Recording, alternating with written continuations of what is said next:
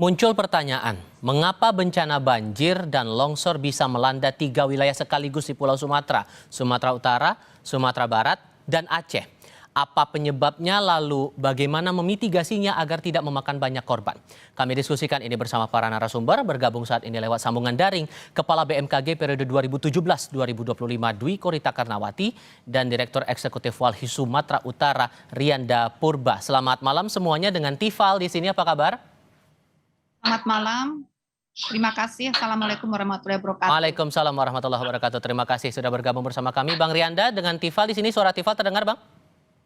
Ya, kedengaran dengan baik. Selamat Oke, malam. terima kasih. Sudah bergabung bersama kami kali ini.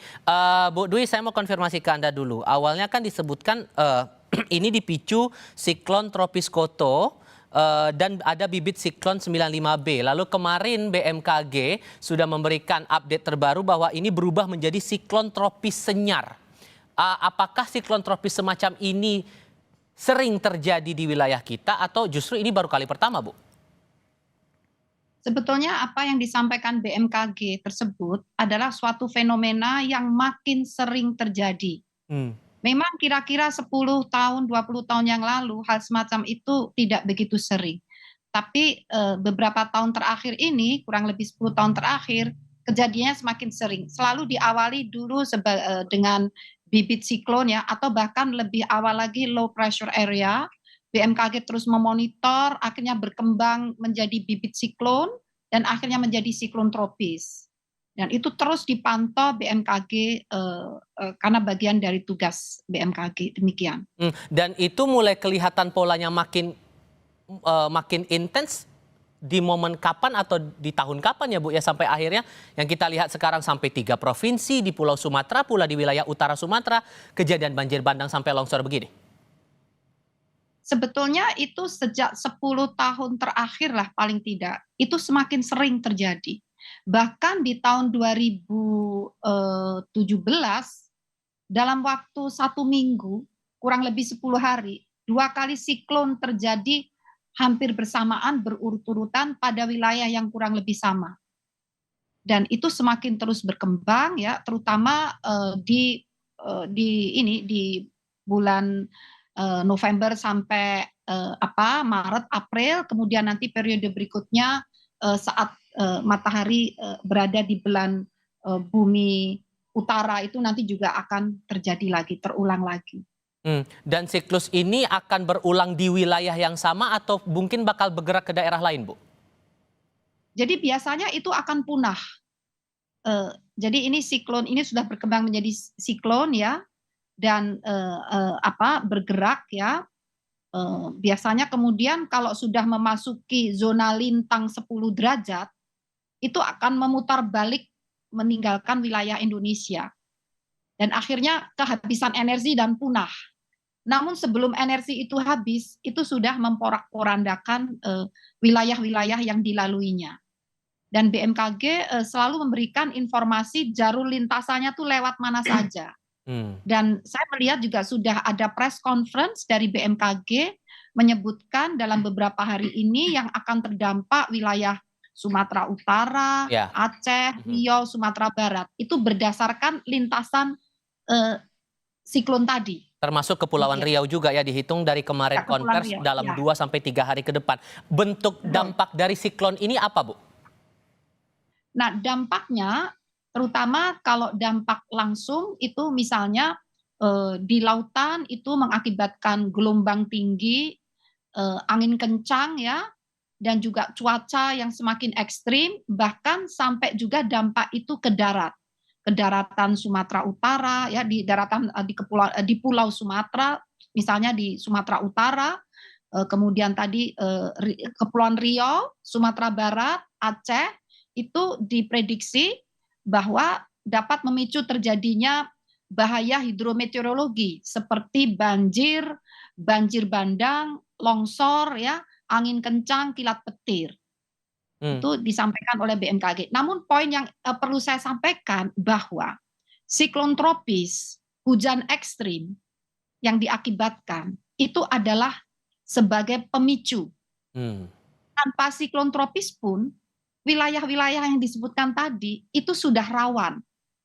alamnya itu karena proses tektonik, kondisi geologi membentuk pegunungan bukit barisan, Hmm, terbentuk patahan-patahan aktif, dan bukit itu terpotong-potong oleh patahan dan kekar-kekar. baik.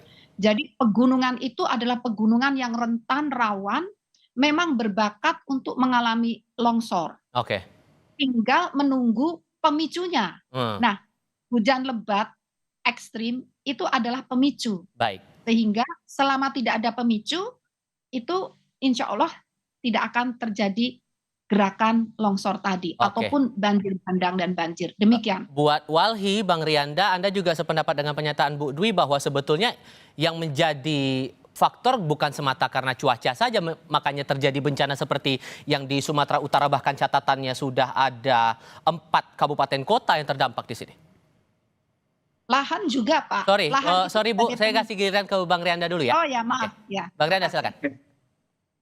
Ya, terima kasih Bang. Nah, iya, untuk faktor cuaca itu menjadi salah satu pemicu. Nah, kemudian dilanjutkan dari wilayah topografi. Nah, topografi di wilayah sekitar Kabupaten Tapanuli Tengah, Sumatera Utara, Tapanuli Selatan, itu kan di bawah kaki dan berada di lereng-lereng sepanjang bukit barisan di wilayah dua kabupaten tersebut yang kita sebutkan. Nah, semakin diperparah saat adanya cuaca ekstrim dalam beberapa hari terakhir, tentunya karena perubahan tutupan lahan dan hutan di wilayah eh, apa, daerah aliran sungai dan perbukitan-perbukitan sepanjang di Kabupaten Tapanuli Selatan, Tengah, dan Utara. Dan itu Nah, terjadi di sudah situ dalam kalau kurun berapa tahun ke belakang ini, Bang?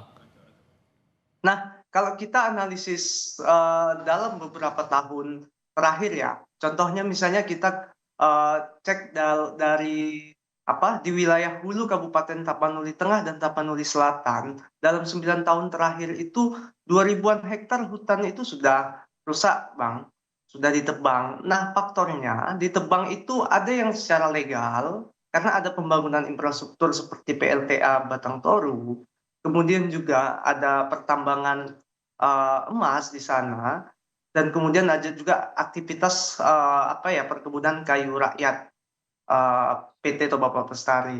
Ini aktivitas industri ekstraktif tersebut juga memperparah dari